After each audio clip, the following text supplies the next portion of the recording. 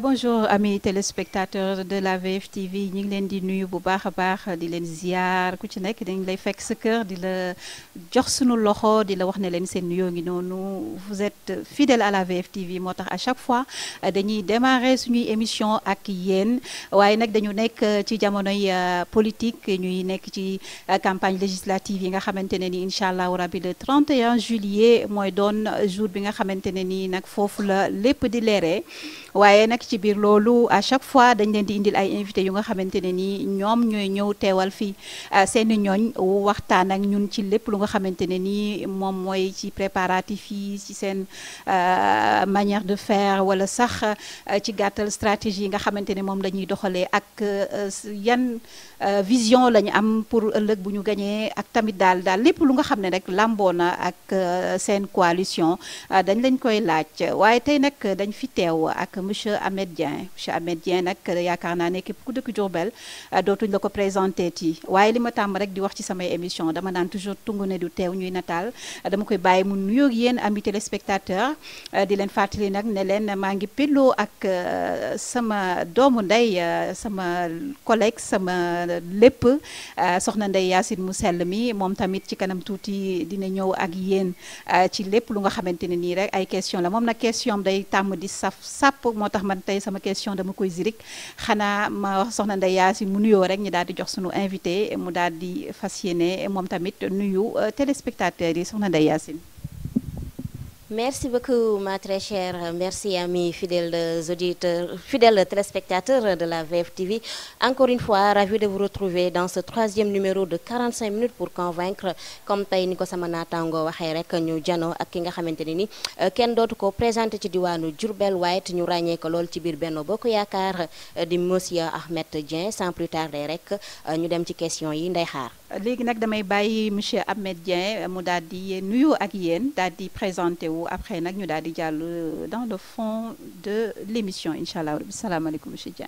merci ma fille maa ngi nuyu équipe bi nga àndal yëpp mooy waa VFtv très content d'être avec vous parce que c'est la première fois que ma am occasion participer à une émission avec la télé mais je suis à distance et je dois avouer que vous faites du bon travail.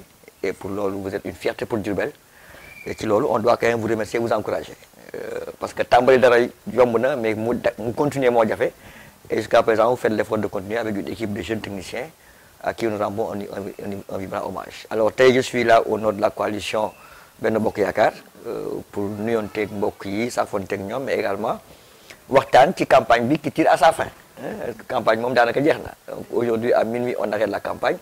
Après, maintenant, aborder la question du jour électoral. Mais tout compte fait, nous sommes ouverts à toutes les questions que vous voudrez bien nous poser. Et dans au nom de la coalition et au nom du pôle de communication qui nous a fait l'honneur de nous désigner pour faire cette émission-là, en l'occurrence, M. Abdou Ndiaye. Voilà. waaw mu ngi noonu kooku mooy monsieur Ahmed Dieng di nijaay ci ñun waaye tamit di kilifa ci ñun ndaxte yaakaar naa fi képp ku màggee ci dëkk bi rek xam nga kuy Ahmed Dieng te yaa ngi koy bàyyi xel bu baax a baax xanaa nag man nag samay question dadul yomb te du neex dama ne woon dama koy zirik waaye xam naa it ba tey ñu daal di koy faral tuuti rek voilà donc man question bi ma lay njëkk a posé mooy Benno Bokk Yaakaar sa dugg yàgg na wala yàggul. Benno Bokk Yaakaar disons APR maa ngi ci dugg en 2012 donc ànd ak Aminata Tall nekkoon ak moom ci parti ak ci coalition ak ci mouvement donc quand Aminata a décidé de rejoindre l'APR carrément dama dugg APR donc et comme que APR mooy papay Benno Bokk Yaakaar naturellement je suis dans Benno Bokk Yaakaar depuis le début de Benno Bokk Yaakaar naturellement. waaw mais dama seetlu man autant dama la doon gis tout le temps un peu partout ci net bi ci toile bi daal mais dernièrement dama gis ne say sorties dafa mel ni dafa wàññeeku xëy na man maa nekkuloon Sénégal xëy na aussi man maa nekkul ci support yi nga xamante ne nii foofu ngay gën a di fës may laaj ba xam tonton Ahmed Dieng moom léegi dafa xëy na dafa jëm mag bëgg a wàññi politique bi wala xëy na dafa am beneen vision bu mu am ci politique bi wala xëy na peut-être poste yi nga xamante ne nii moom la amoon bu njëkk ba daf ko amatul wala lan la parce que bu ñu toogee rek ci plateau lépp ñi nga xamante ne nii nii nit ñi mën nañ ko xalaat ci ginnaaw ñun dañuy préférer nit ki toog daal di ñu koy leeral bu baax a baax gindi doomu aadama yi et surtout ñu gën a xam sa position bi nga xamante ne moom nga toogee fi ñu toll nii. waaw dinaa ci tontu mais je pense que après on va dépasser ça parce que sinon l'émission va tourner autour de ma personne et c'est pas l'enjeu c'est les élections mais dinaa ci tontu quand même pour clarifier politique amul âge amul statut man dama militer ci politique très jeune je n'ose pas dire là parce que xam naa ne boobu temps yu bëri ci yéen ay xale ngeen baa juddoogu leen j'ai milité en 1977 dans la clandestinité jamono boobu politique neexul yombut parce que amul dividende en fait amul plan de carrière on s'est battu contre beaucoup de régimes pour des convictions que nous avions personnellement alors convictions du dañ ci nit moi mes convictions n'ont jamais changé maintenant les contextes ont changé et quand un contexte change forcément da ngay adapté wu à de nouveaux contextes c'est peut-être ça qui justifie sama évolution dans le schéma politique mais ma conviction d'homme de gauche et de valeur n'a jamais varié j'ai toujours milité pour des causes pour des principes et pour des valeurs ça n'a jamais changé maintenant les contextes ont changé qui font que j'ai souvent bougé j'ai souvent été très dynamique dans ma vie politique maintenant am na fooy toll ci politique da ngay am ay jarbaat yu ñëw dans le champ politique am ay rakk yu ñëw dans le champ politique tu peux pas continuer à occuper tout l'espace il faut être généreux et de temps en temps libérer un peu d'espace en restant à leur côté peut-être que tey foofu laa toll ci politique j'ai quand même milité pendant plus de 40 ans j'ai eu beaucoup d'expérience dans ma vie j'ai eu beaucoup de relations j'ai jàng naa ci lu bëri mais tey je dois avouer qu'il y a une génération je pense à Abdou Ndiaye qui est un intellectuel de haut niveau un cadre universitaire su yaa defee mu dugg ci politique bi mon obligation à moi c'est de l'accompagner et de ne pas may xëccoog moo ay place su ku mel ni ñoom Dame Diop ñëwee ci terrain politique ñoom Moustapha Gueye qui sont tous mes jeunes frères war naa am générosité wu bàyyi leen ak un peu d'espace et ànd ak ñoom mais mon recul n'est pas lié à des positions moi aucune de mes positions n'a changé mais simplement c'est une démarche de générosité pour partager un peu mon expérience avec eux, les accompagner, mais rester avec eux dans le combat. Je reste dans le combat aussi engagé que quand j'étais plus jeune. Mais il faut partager l'espace maintenant. Maintenant, c'est vrai que dans l'espace de communication, je ne suis pas très réseau. De temps en temps, les réseaux de Google, c'est quand j'avais des attaques contre ma propre personne, etc.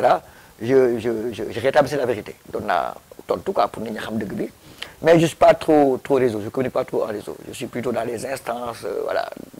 Mais pas trop réseau, quoi. Pas trop réseau. C'est bon à savoir xanaa nag peut-être question bi ma koy poser rek avant may jox après Ndeye Yacine mooy actuellement campagne bi ngeen ko démarré rek léegi seetlu nañ ne ay visite de proximité ngeen doon def ak yooyu lu ci gën a bëri sax meeting yeeg xumbaay yeeg mumbaay yi da ngeen ko wàññi bu baax a baax mais ci biir loolu yëpp est-ce que du da ngeen a jàpp ne fi ñu toll nii ba Malick Fall duggee ci seen Benno Bokk Yaakaar bi te fi ñu toll nii population bi dañoo taxaw temm pour sanctionner ko est-ce que du loolu moo leen découragé wala da ngeen a am yàqin ne fi ñu toll nii yéen da ngeen a pare maanaam que da ngeen di am ndam. ndam yàlla ko yore mais ñun def nañ tout ce qu'on devait faire pour am ndam et nous avons un bon espoir damay faral di wax xale yi suñu toogee en réunion je le dis nous avons déjà gagné Benno a déjà gagné pas au point de vue des urnes mais au point de vue de la conduite de la campagne ça a été une belle campagne une campagne très victorieuse et la première victoire que nous avons eue ci campagne bi c'est l'unité retrouver des cadres parce que loolu jafe woon na Diourbel à Diourbel on a toujours eu des campagnes de façon dispersée chacun allait de son côté cette fois-ci quand même c'est connu c'est stabilisé tout le monde a vu que le Benno a retrouvé son unité et il y a pas de façade doy naxante c'est une unité réelle construite ba les militants sont plus rassurés donc rien que pour l'unité retrouvée nous pensons que c'est un bon indicateur pour aller vers la victoire li ci yokk mooy adversaire bi ñu amoon il y a 4 mois il nous a rejoint et loolu aussi je tiens à rassurer les Diourbellois tout le monde dit que oui Malick Fall va sanctionner kan moo koy sanctionner Malick Fall a des militants qui lui sont propres qui croient à son discours qui croient à sa trajectoire qui croient à sa démarche ñooñu bàyyiwuñ ko ñu koy bàyyi c'est ceux qui n'étaient pas avec lui et qui l'ont soutenu aux élections locales c'est des gosses de Pastef c'est des gosses de autres partis ils ne sont pas ces militants mais ces militants à lui ne l'ont pas lâché il faut pas que les gens communiquent en voulant nous faire peur nous on n'a pas peur de ça ci élection locale yi il y a une population en général Malick Fall a eu combien 18 000 voix aux élections locales 18 000 voix et nous on avait 13 000 voix soo décortiquer le schéma électoral de 18 000 voix de Malick Fall su ci perte il peut peut-être perdre les 8 000 voix qui appartiennent à d'autres partis mais les 10 000 voix sont ses militants des militants avec qui il partage des convictions, il partage une démarche, donc il ne faut pas qu'on fasse peur, non. Ni qu'on sanctionne. Ce sont des militants hors zone Malick Fall. C'est des militants d'autres partis qui l'avaient soutenu et qui vont peut-être le lâcher parce qu'ils croient qu'il les a trahis. Malick Fall n'a trahi personne. Pour être honnête, Malick Fall n'a trahi personne. Son discours n'a jamais changé. Jamais. Malick Fall a toujours dit de mon compte pouvoir parce que Diourbel moo ma ñor. Et que si je gagne mairie bi, damay ànd ak ki am moyen wu ànd ak man.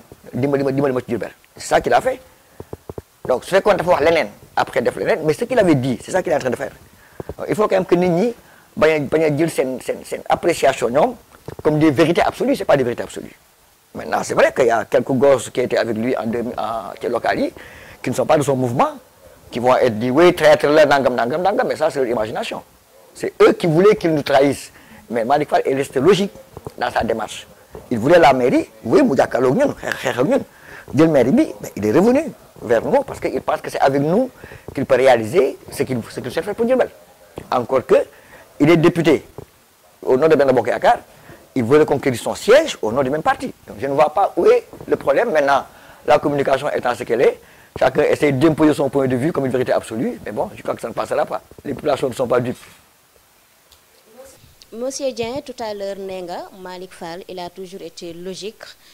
Trajectoire bu jaar yoon la def et que communication bu jaar yoon la def mais yow au lendemain des élections locales bokk nga ci ñu njëkk a génn di fustiger la communication de Malick Fall. Personnellement def naa plateau ak yow fële ci Baol Times ñu lay profité de l'occasion di nuyu nos confrères de Baol Times yow nga ne Malick ci campagne élection locale yi manipulation la def et que discours am war na ko xoolaat parce que bëri na lu muy wax loo xamante ne nii du dëgg tey yow yaa ne Malick il a toujours été constant dans ses propos lan ngay wax ci loolu est-ce que yaakaaroon ne paradoxe am na foofu. pas dire que d'accord naa moom ci discours boobu la preuve après les locales j'ai été le premier à alerter j'étais pas d'accord pour sa candidature j'étais pas d'accord et je l'ai dit su doon maay tànn duma ko tànn comme candidature non voilà j'étais pas d'accord j'ai dit mais moi j'appartiens à un parti j'ai alerté j'ai dit ce n'est pas le meilleur choix. Je l'ai dit et je l'assume. Mais aujourd'hui que ma coalition l'a choisi, j'en fais mon candidat. J'en fais mon candidat parce que c'est ma coalition qui l'a choisi et je l'assume. Avec le politique, tu peux avoir un point de vue, mais tu appartiens à une instance. Il ne faut pas penser que c'est du béton. Ce n'est ni la Bible ni le Coran. Tu défends un point de vue dans un contexte précis, dans un moment précis. Si les instances du parti, la direction du parti, prend une décision en fonction d'autres réalités que toi tu ne maîtrises pas, une fois que tu as l'élément d'information, tu te plies à ça. Il y a au moins ce qu'on appelle la discipline de parti. Donc il faut faire moi je n'ai pas peur qu'on me remette ce que j'ai dit, parce que ce que j'ai dit, je l'assume. Je n'ai jamais dit que les propos de Malick sont justes ou ne sont pas justes. J'ai dit il est cohérent, il est constant. Il est constant. Je ne peux pas être d'accord. Mais reconnaître Nani, au moins, c'est un homme qui est constant dans son propos et dans sa démarche. Donc, il ne faut pas faire l'amalgame entre deux choses. Un homme peut être constant dans son propos, même si je ne suis pas d'accord. Je reconnais qu'il est constant. Je pense que là aussi, il faut bien définir une différence. Je dis et je l'assume que Malick est très constant dans ses positions. Je ne peux pas être d'accord, mais ça ne lui enlève pas la constance dans ses propos. Je ne sais pas si tu as compris ou pas. ndax yaakaaroon ne communication boobu Malick doon servir ci local yi ba au niveau de Diourbel ñu sanctionné Benno Bokk Yaakaar au niveau des locales ndax yaakaaroon ne bu nit yi gisaatee Malick ci Benno Bokk Yaakaar dinañ sanctionné waat Benno Bokk Yaakaar. ñi ma xam ñëpp ci politique xam nañ ni depuis des années je ne crois qu'au profil nit day am profil man li ma gëm mooy nit ko am profil poste bu mu mën doon ci àdduna bu ñu koy jox nit na correspond à un profil. Je ne doute pas un seul instant du profil de Fadiane. Au niveau compétence, au niveau universitaire, au niveau vécu professionnel, au niveau expérience, etc. Il n'y a pas photo. C'est l'une des meilleures de la génération dans laquelle elle est aujourd'hui à Diourbel. Et je viens de lui dire, je lui ai dit, quel que soit Alpha, dans les 5 ans à venir, le leadership féminin à Diourbel, au Sénégal sera en tes mains. Mais je lui souhaite. Parce qu'elle a le profil, elle a le background. Donc, je n'ai pas d'objection sur le profil de Fadiane par rapport à la compétence et par rapport aux députés que nous voulons au Sénégal pour amorcer les ruptures qui vont accompagner l'émergence et le développement du pays. Doute. Mais ça ne veut pas dire qu'un pays, c'est uniquement le profil. Un pays, c'est beaucoup de choses. C'est le profil, c'est la compétence, c'est également le profil sociologique. Et c'est ça que Malick a. même si les gens disent que jàngut école nangam nangam, mais il a le profil sociologique dans lequel il est et qui permet d'avoir une assise et un fondement sociopolitique assez fort. Et c'est pourquoi j'ai dit notre liste a deux mots-clés, la légitimité portée par Malick Fall et la compétence portée par Fat Diané. Et ça, vous ne le trouverez dans aucune autre liste. Ce duo-là, vous ne le trouverez nulle part. C'est pourquoi je dis que la liste Benno Bokk Yaakaar est la meilleure liste et qu'il faut travailler à la promouvoir.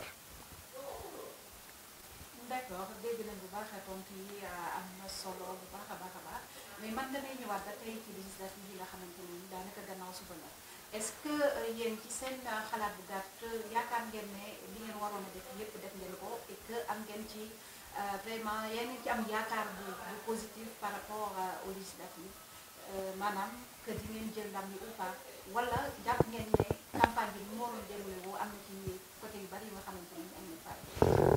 Oui, dans la vie, rien n'est parfait. Tout. Dans la vie, tout ce que tu fais, il y a forcément une once d'imperfection. Mais je pense que globalement, le Benno a fait une très belle campagne. Et je l'ai dit ici au début de l'émission, c'est une première victoire. On a démarré la campagne par l'unité des leaders, des jeunes et des femmes. De tous bords. Cette unité-là, on l'a quand même construite. Et c'était un gros problème pour nous avant la législative. Rien que pour ça, nous espérons avoir fait un bon travail. Deuxièmement, c'est quoi une campagne? C'est 21 jours d'écoute, de contact direct, d'échange avec la population. Je pense que nous avons eu, qui 21 jours, tous les formats de contact possibles. Tous les formats de contact possibles, on les a eus. Je pense que cette campagne, on a eu ce qu'on appelle des journées dédiées.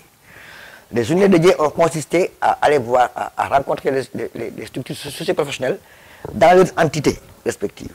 On a eu une journée dédiée aux acteurs culturels, où tous les acteurs culturels étaient là, on a échangé avec eux de façon directe, ce qui n'a jamais été le cas. On a eu une journée dédiée aux handicapés, où les handicapés étaient là tous présents, on a discuté avec eux, en contact avec les candidats. La même chose pour les jeunes, la même chose pour les charretiers, etc. Donc on a eu, je pense, 6 ou 7 journées dédiées, où on a regroupé des segments socio-professionnels. Ça a été des moments d'écoute, d'échange, de critique, de prise en charge, de recommandations. Ça, c'est un format de contact, de campagne qu'on a adopté cette année. C'était assez innovant et ça a bien plu. En tout cas, ils ont dit que c'était une bonne campagne et ça a permis d'avoir des contacts directs avec les populations. Le deuxième format, c'est le porte-à-porte. Je pense que dans tous les quartiers, on a fait le maximum de porte-à-porte possible. Il y a des moments où également tu as besoin d'animation. On a également fait de l'animation. Peut-être pas comme on le faisait avant, mais en tout cas, on l'a fait tel qu'on a pu le faire. Et il y a eu un temps fort, c'est l'arrivée de Mimi à Diourbel, ça a été un temps fort, où je pense qu'on a battu le record de la mobilisation à Diourbel. Je pense que Motax Sonko Tohou pour nous le 24. Mais dans son agenda, c'était le premier le 23, mais il a fui. Bon, bref, donc c'était pour dire également que le temps fort, on l'a également réussi. Et jusqu'à présent, on continue à le faire. Donc nous pensons objectivement que nous avons réussi une campagne telle que nous, on l'avait souhaité, telle que nous, on l'avait prévu. Rien n'a été dans la campagne. Maintenant, une élection n'est pas gagnée d'avance. Jusqu'au jour de l'élection, il faut se battre. Jusqu'au jour, il faut continuer à se battre, à boucher les trous, à voir les frustrés, à voir les indécis, etc. Ngane, d'accord, on ci choix bi ñu porté sur Malick Fall. Qu'en est-il de l'autre choix, Madame Fatou Diané, nous investir sur liste départementale au niveau de Diourbel? Ni ma xam ñëpp ci politique xam nañ ni depuis des années je ne crois qu'au profil. Nit day am profil. Man li ma gëm mooy nit ko am profil. Poste bu mu mën doon ci àdduna bu ñu koy jox nit na correspond à un profil. Je ne doute pas un seul instant du profil de Fatou Diané. Au niveau compétence, au niveau universitaire, au niveau vécu professionnel, au niveau expérience, etc. Il n'y a pas photo. C'est l'une des meilleures de la génération dans laquelle elle est aujourd'hui à Diourbel. Et je viens de lui dire, je lui ai dit, quel que soit dans les 5 ans à venir, le leadership féminin à Diourbel au Sénégal sera en tes mains. Mais je lui souhaite. Parce qu'elle a le profil, elle a le background. Donc je n'ai pas d'objection sur le profil de Fatou Diané par rapport à la compétence et par rapport aux députés que nous voulons au Sénégal pour amorcer les ruptures qui vont accompagner l'émergence et le développement du pays. Mais ça ne veut pas dire qu'un pays, c'est uniquement le profil. Un pays, c'est beaucoup de choses. C'est le profil, c'est la compétence, c'est également le profil sociologique. Et c'est ça que Malick a. Même si les gens disent que Django école nangam nangam. Mais il a le profil sociologique dans lequel il est et qui permet d'avoir une assise et un fondement sociopolitique assez fort. Et c'est pourquoi je dis notre liste a 2 mots-clés, la légitimité portée par Malick Fall et la compétence portée par Fadi Diané. Et ça, vous ne le trouverez dans aucune autre liste. Ce duo-là, vous ne le trouverez nulle part. C'est pourquoi je dis que la liste Benno Bokk Yaakaar est la meilleure liste et qu'il faut travailler à la promouvoir. d'accord dégg nañ bu baax tontu yi am na solo bu baax a baax mais man damay ñëwaat ba tey ci législative yi nga xamante ne ni daanaka gannaaw suba la est-ce que yéen ci seen xalaat bu gàtt yaakaar ngeen ne li ngeen waroon a def yépp def ngeen ko et que am ngeen ci vraiment yaa ngi ci am yaakaar bu positif par rapport aux législatives maanaam que di ngeen jël ndam li ou pas wala jàpp ngeen ne campagne bi ni mu waroon déroulé woo am na ci côté yu bari yu nga xamante ne ni am na faay. Oui, dans la vie, rien n'est parfait.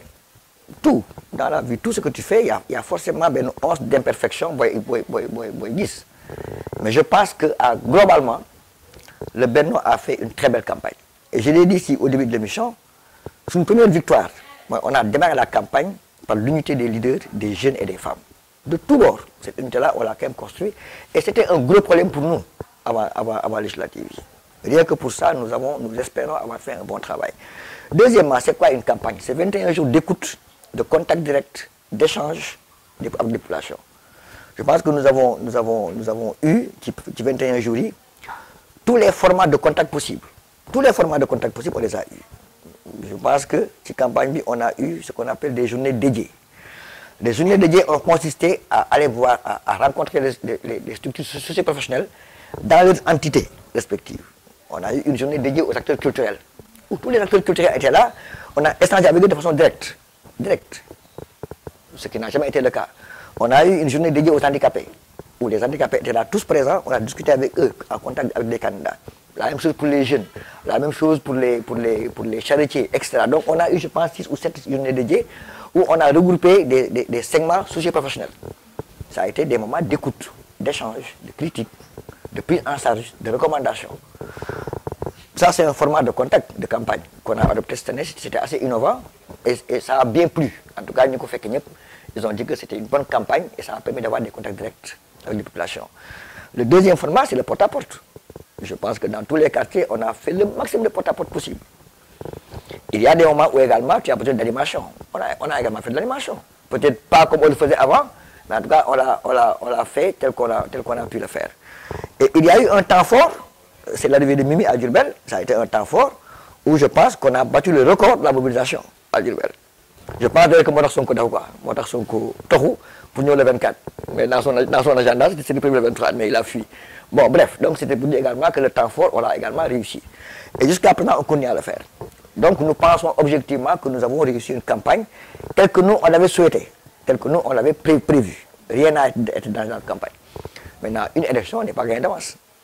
Jusqu'au jour de l'élection, il faut se battre. Jusqu'au jour, il faut continuer à se battre, à boucher les trous, à voir les frustrés, à voir les indécis, etc. yaa ngi wax ne juboo bi ren bloc bi ngeen def ren unité bi ngeen def ren lu jafe woon la ci Diourbel vous y croyez toujours parce que man damay am ay écho ci biti mais li gën a doy waar mooy que ni dañuy ànd raayante alors que bu ñu wéetee mu doon ànd jëwante parce que man li ma dégg ci Benno ak li ma ci joto am ci ay écho vraiment juboo bi lu ñu seulement la rek mais loo xamante ni dañ ko naan. Bon à supposer que li nga wax sax mu am à supposer au moins bien ñu ngi koy seulement mosuñu ko seulement c'est déjà un pas comme que mosuñu ko seulement bien ñu ngi koy seulement accepter que c'est au moins un pas. Espérant que beneen yoon mu doon. waaw beneen yoon ñu naan ko. Faut pas être négatif dans la vie rien n'est acquis à 100% d'avance. ay nit suñuy ànd am ay difficultés mu am xaajaloo ba ñëpp gis ko ñuy dox di dox ba am benn nu dem ba jegeyantoo c'est vrai que l'opinion a toujours son mot à dire mais que l'opinion nous aide à construire et à consolider cette opinion-là dafa am yoo xam ni c'est des indicateurs forts quand les gens disent que oui c'est de la façade ku mu neex nga wax ko mais dans les faits et dans les actes depuis le début jusqu'à présent vous n'avez jamais vu une rencontre où les leaders sont venus séparés. Wow. Premièrement. Deuxièmement, c'est la première fois au Sénégal qu'il y ait un événement de la dimension de la venue de Mimi Touré dans une ville. Partout au Sénégal, il y a eu la bataille des pancartes. Partout. Il n'y en a pas eu à Diourbel. Unanimement, tous les leaders ont dit, cette fois-ci, entre nous, pas de pancarte. Que personne n'a fait la promotion de personne. on fait la promotion des investis et du artiste national.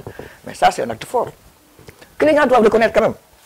Maintenant, il y a c'est inévitable entre humains. Il y a forcément quelques brebis galeuses qui ne suivent pas la marche du troupeau.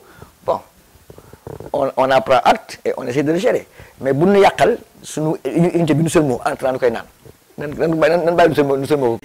waaw maa ngi lay dégg aussi nga ni Pastef Sonko dafa daw ndax seen mobilisation bi ngeen def keroog bi Mimi ñëwee waaye ñun ñi nga xamante ne nii ñun dañuy topp ci oto yi nekk ci kaw di jël image xam nañ ne seen mobilisation macha allah waaye tamit gis nañ ne ndaama loolu nga xamante ne nii mooy dëkk ci côté Ziguinchor muy Sonko gis nañ ne moom population bi ci jëmi boppam ñoom ñoo ñëw mobilisé wul joxewul pancarte joxewul t-shirt ñoom ñoo ñëw daal di koy gàttandu ne ko ñu laajuñu t-shirt laajuñu dara ba pare teg ci muy gis ne ñoom ñoo yëkkati xaalis di ko jox dama ko gis donc muy deux choses yu nga xamante ne nii c'est-à-dire que bii c'est bien travaillé lépp dañ ko préparé bii préparé wuñ ko population bi génn ngiroo bi génn xale yi di ko may xaalis ñëpp di yuuxu et puis ngeen ñu ñëw ba ci buntu maire bi pour provoquer leen gisuñu leen yéen ngeen génn taxaw dëggal seen bopp genre yu mel noonu je sais mais xalaatoo ne Sonko war ngeen ko tiit tuuti. moi en tant qu'homme politique nekk adversaire ak nit du tax ma bañ ko nangul ses performances. C'est vrai que Sonko est un phénomène. Il a réussi en un temps record à porter une communication qui a pénétré quand même les couches les plus vulnérables au Sénégal, c'est la jeunesse. Ça dama koy nangul. Je le reconnais qu'il a réussi en termes de communication à imposer un nouveau style et qu'il est puissant et se trompe. Pour deux raisons. La première, vous pensez que ce n'est pas préparé? Le Pastef est très fort en communication et en manipulation. C'est des jeunes qu'on a préparés. De agir en montrant des formes spontanées. Or, rien n'est spontané dans ce qu'il fait. Rien. Rien n'est spontané. C'est des personnes préparées en cachette, qui viennent dans la foule donner une impression de spontanéité. Ce n'est pas vrai. Bon, ça, nous, on le sait, peut-être que vous ne le savez pas. Vous n'avez que les images. Nous, on sait comment ça se passe. Premièrement. Deuxièmement, et c'est là où j'en veux, où vraiment mon mère Sonko, trop, pas en tant qu'opposant, mais en tant qu'intellectuel, il dit beaucoup de contre-vérités. Beaucoup de contre-vérités. Et ça, c'est pas bon. On ne peut pas aller chercher un pouvoir dans un pays en incarnant des valeurs, en faisant de la délation et de la calomnie une stratégie de communication. C'est malsain. C'est très malsain pour un intellectuel qui est structuré. Bon, maintenant, tant que sa stratégie, tant qu'il pense que c'est comme ça qu'il va gagner le pouvoir, il n'a qu'à y aller. Mais ça va finir par se dégonfler comme un ballon de boudin. Ça, c'est clair. Troisième élément d'appréciation, à Diourbel, tout le monde se connaît. Les mêmes gosses qui sont venus chez nous, c'est à la limite les mêmes gosses qui sont allés chez lui. En termes de mobilisation sociale. Diourbel, des femmes, il y a une population qui est amul.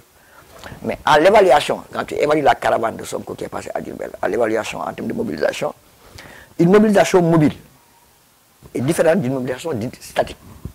Quand tu as une ferme, 10 000 personnes, on ne peut pas le quantifier, on ne peut pas l'évaluer et le comparer à une mobilisation dynamique.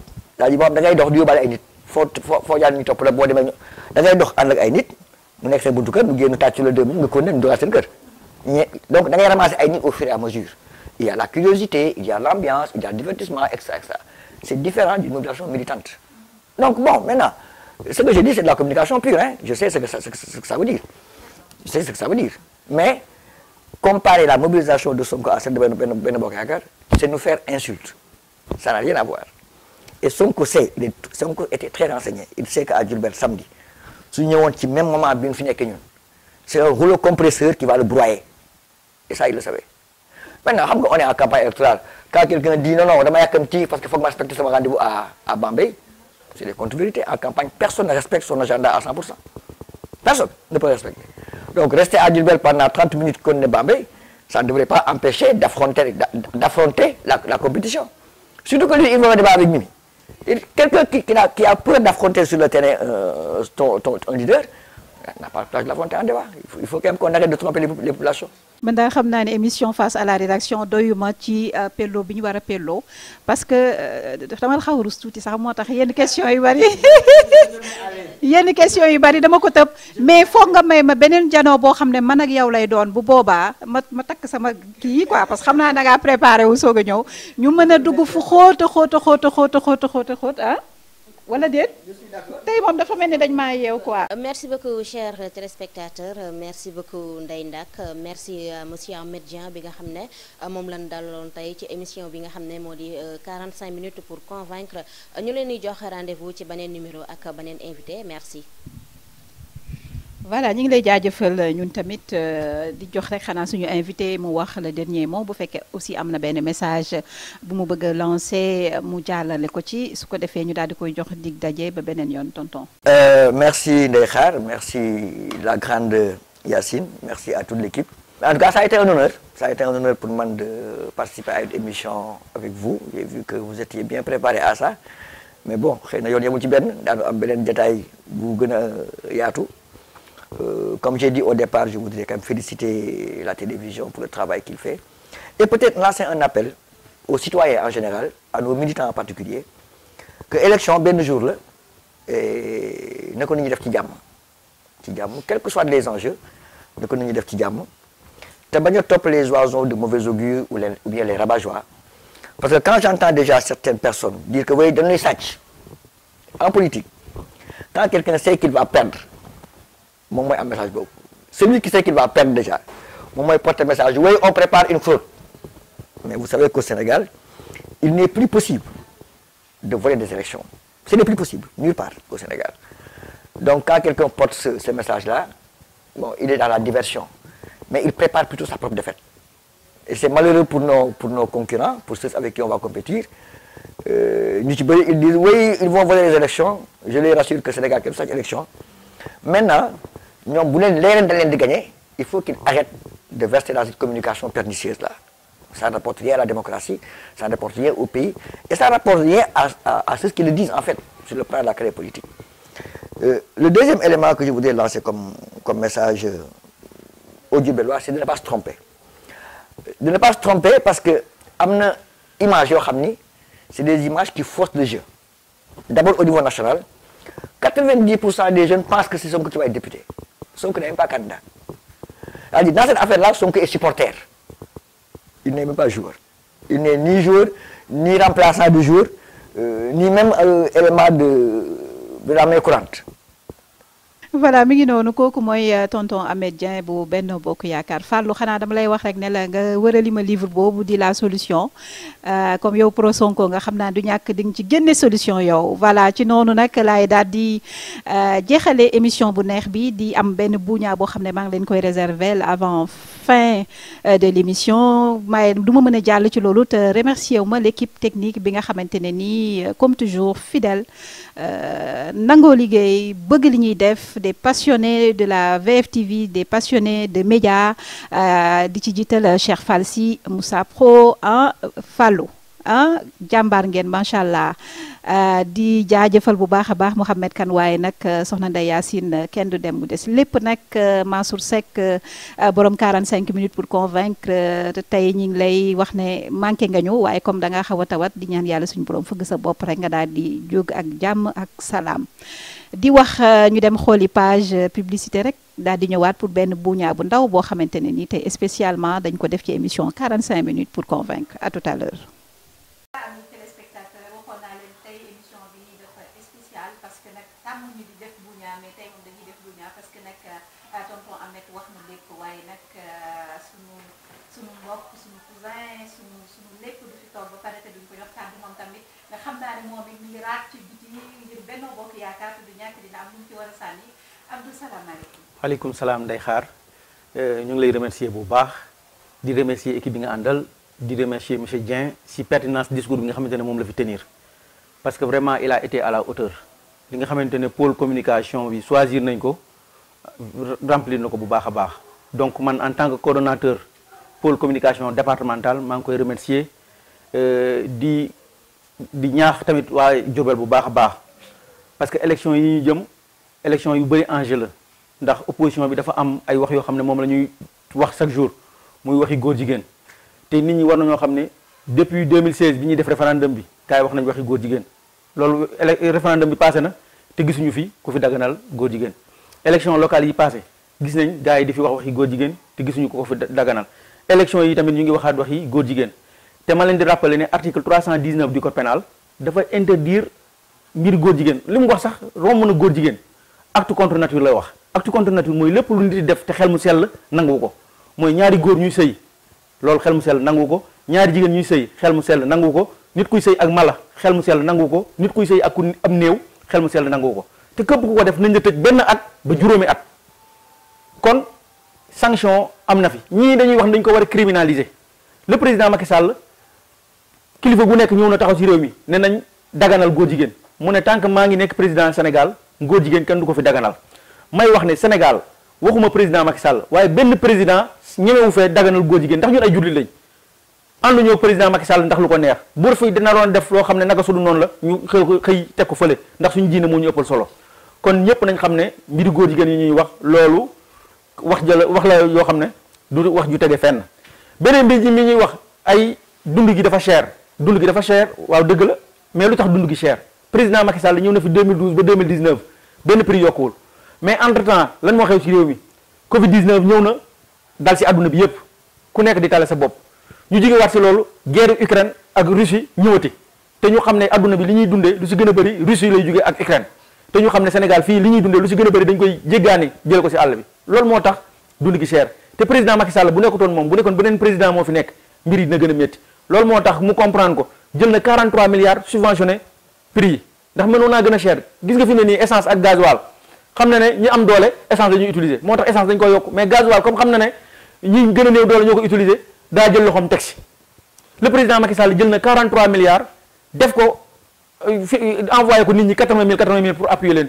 si dundu gu métti gi kon le président Macky Sall gàcce ngaalaama te nit ñi dañoo war a xam ne affaire yi ñuy wax fii si njaareem kenn warta mën a jël liste Benno Bokk Yaakaar di ko tëkkale ak beneen liste ndax beneen liste yi ñu jàkkaar lool liste bi si gën a nekk en vue mooy liste wàllu Sénégal pa bi nga xamante ne moo ko jiite muy suñu maam Khadim Gueye depuis plus de 30 ans mu ngi fii Diourbel nekk na ministre nekk directeur général doo dox ba taseeg nit ku mu recruter doo tax ba gis lu ñu def si njaareem kooku kenn du ko jël di ko comparer ak ñi nga xamante ne ñoo nekk fii actuellement nekk am ay responsabilité foo tourné si Diourbel gis nga ministre Dame Diop ku mu jël gis nga ko Soumaré jël gis nga ko Moustapha Gueye jël gis nga ko Fatou Diané jël ak li ñu fi def si investissement kon je pense que bu ñuy tànn war nañoo tànn ñoo xam ne ñu jege askan bi la Khadim Gueye il semble que même parapheurs yi nga xamante ne moom lañuy def ci conseil départemental bi dañ ko jël yóbbu ko Dakar kooku xam nga ne jegewul askan bi kon waa Njaareem dañoo jël war a jël ñoo xam ne ñu jege askan bi la te Malick Fall looloo tax ñu waa Njaareem jox ko bopp ñaari yoon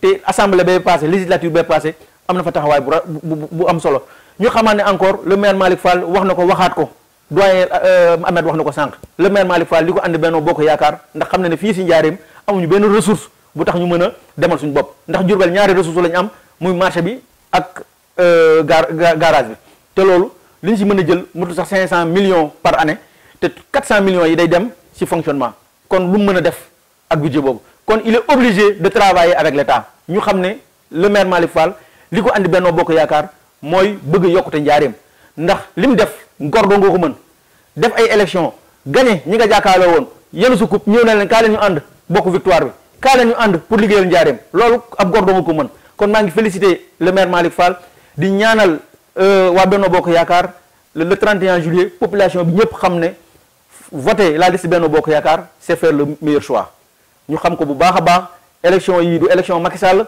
du élection leneen ñi fi wax waxi 3e mandat egguñ foofu lii ay affaire yi député la kon nañ voter massivement pour la liste Benno Bokk Yaakaar foofu laay wàcce samay kàddu maa ngi lay sant bu baax di la gërëm di remercier ñëpp di sant ñëpp jërë ngeen jëf.